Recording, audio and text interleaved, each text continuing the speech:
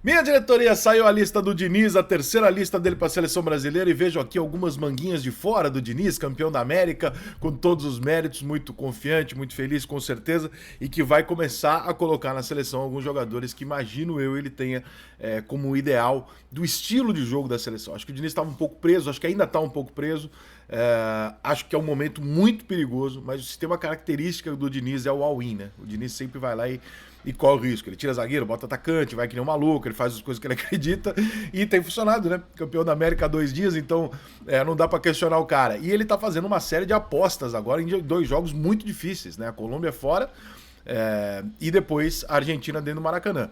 Então nós temos 2 cenários diferentes. A Colômbia, que é um time muito forte fisicamente, que tem um histórico recente de dar muito pontapé na seleção brasileira, lamentavelmente, porque a Colômbia sempre teve um futebol bem jogado. Não sei o que houve com a Colômbia nos últimos anos, que passou a ser uma seleção violenta.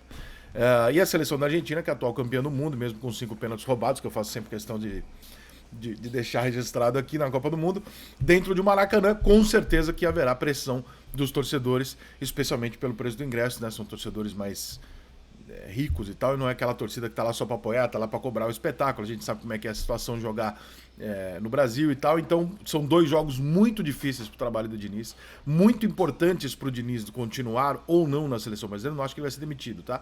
Mas para dar aquela pressão popular que a gente possa imaginar no momento de um possível acordo com o Ancelotti, se a coisa ficar não vai, o Real Madrid pode fazer uma proposta de renovação e tal. Se o Diniz tá bem na seleção, acho que o CBF tem uma carta na manga de falar, cara, se o Ancelotti não quiser vir, foda-se.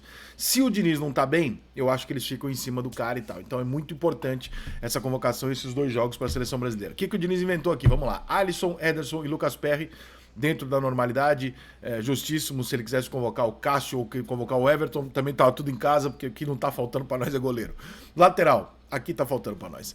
Emerson Royal do Tottenham, o Carlos Augusto da Inter de Milão, emprestado pelo Monza, tá titular da Inter de Milão nos 11 jogos do Campeonato Italiano, jogou titular nos 11 jogos, é bom jogador.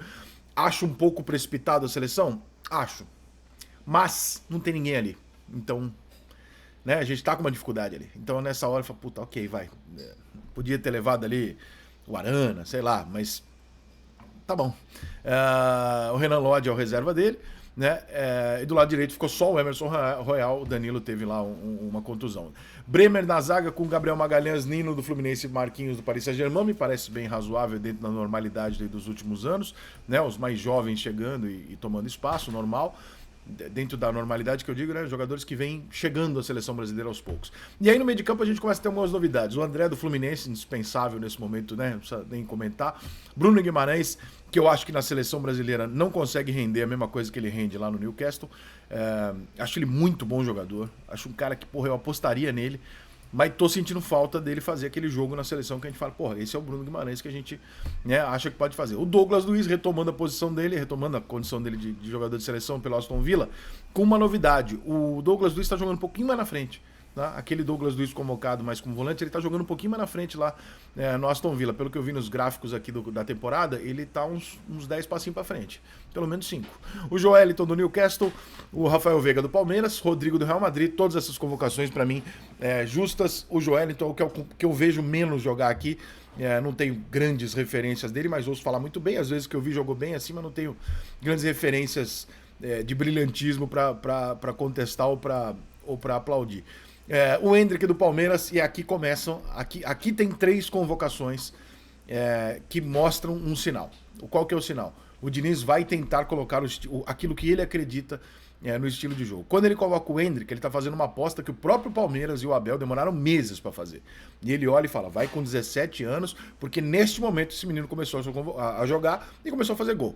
O Endrick está na seleção porque ele já fez por merecer? Não, ele está fazendo uma aposta e está fazendo o seguinte, eu estou seguindo a tendência natural. Me parece óbvio que em 4 anos o Endrick vai estar na seleção brasileira. Então começa a levar o moleque. Por quê? Porque ele é diferente. Né? Pode dar tudo errado? Pode, mas a tendência não é essa. Ele já ganhou a vaga de titular no Palmeiras, ele já tá vendido pro Real Madrid, ele tá batendo as metas, tá fazendo gols decisivos, então acho razoavelmente natural que o Diniz olhe e fale, não tem por que eu atrasar a vinda desse menino, como por exemplo o Abel atrasou no Palmeiras, né?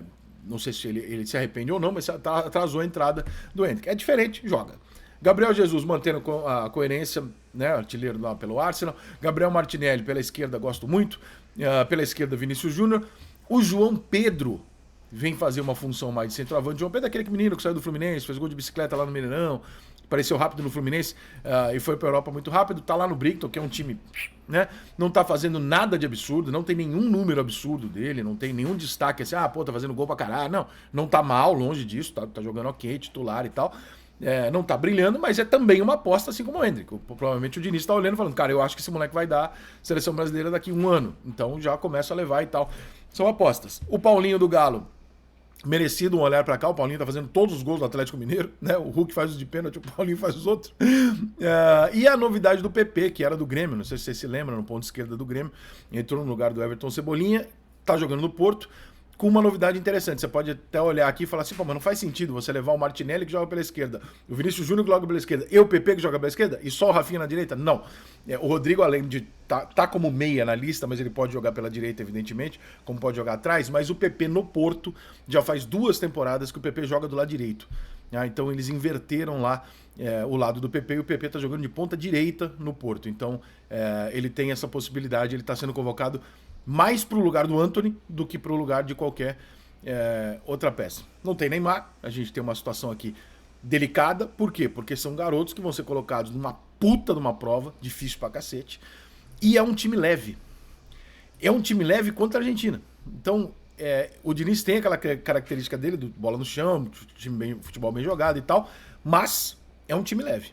E eu fico um pouquinho preocupado nesse ponto, assim, tipo, eu acho que faltou talvez ali uma dose de tamanho mesmo, de falar, nós vamos encarar um time da Argentina que a gente sabe que bate, que faz catimba, que deixa cotovelo, é a Argentina, né, irmão? Então a gente sabe como é que é.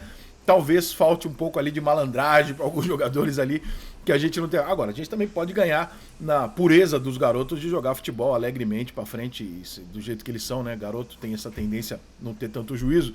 De repente acontece isso. Ouvi muita gente falando do Kennedy. Cara, eu acho que é um jogador que não está totalmente recuperado. O Diniz conhece muito bem o Kennedy, ele sabe exatamente a hora de levar o Kennedy. Então, se ele que tá lá acompanha e sabe que o garoto ainda está num processo de maturidade, embora dentro de campo ele jogue muita bola, ele sabe muito melhor do que a gente quando é a hora do Kennedy, tá? Eu teria feito uma coisa nesse jogo aqui que o Diniz não fez e que ninguém vai fazer, eu acho, mas também tem a contusão, não sei nem se ele faria, mas isso aqui pra mim é jogo de despedida do Felipe Melo. Brasil e Argentina no Maracanã, isso pra mim é jogo de despedida do Felipe Melo. Nós precisamos de um capitão, precisamos de um líder, precisamos de um cara casca grossa que se tiver que deixar um cotovelo, dar um pontapé, ele vai dar. Entendeu? Então o Felipe Melo tinha que estar nesse jogo aí, na minha opinião, para encerrar a carreira dele na seleção, obviamente, né, pela idade e tal, e para fortalecer para esses meninos. Eu sinto falta de uma liderança nesse time. Para ser prático, eu sinto falta de um Dunga, eu sinto falta de um jogador que eu falo, esse cara é o cara que vai gritar com os moleques da esse cara eu acho que o Brasil ainda não achou. O restante ali, cara, é a nossa próxima geração. É isso, basicamente isso.